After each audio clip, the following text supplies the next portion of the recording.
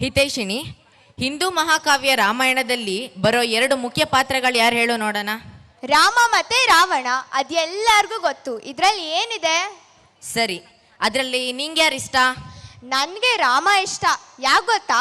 ರಾವಣ ಕೆಟ್ಟವನಲ್ವಾ? ಇಲ್ಲ, ರಾವಣ ಕೂಡ ಒಳ್ಳೆಯವನೇ, ಆದರೆ ಅವನ ಜೀವನದಲ್ಲಿ ಕೆಲವು ತಪ್ಪುಗಳನ್ನು ಮಾಡಿರೋದಷ್ಟೇ.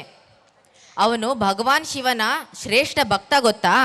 ರಾಮನು ಏನು ಕಮ್ಮಿ ಇಲ್ಲಪ್ಪ. ಧರ್ಮ ಮತ್ತೆ ಸತ್ಯಕ್ಕೆ ವಿಷಯಕ್ಕೆ ಬಂದ್ರೆ ಜನರು ಅವನ ಸ್ಫೂರ್ತಿಯಾಗಿ ತಗೊಂತಾರೆ, ಗೊತ್ತಾ? ಈಗ ನಮ್ಮ ಶಾಲೆಯ 7ನೇ ತರಗತಿಯ ಎ ಮತ್ತು ಬಿ ವಿಭಾಗದ ಹುಡುಗಿಯರು ರಾವಣ ಎಂಬ ಹಾಡಿಗೆ ನೃತ್ಯವನ್ನು ಪ್ರದರ್ಶಿಸಲಿದ್ದಾರೆ. ಜೋರಾದ ಚಪ್ಪಾಳೆಯ ಮೂಲಕ ಅವರನ್ನು ವೇದಿಕೆಗೆ ಬರಮಾಡಿಕೊಳ್ಳೋಣ.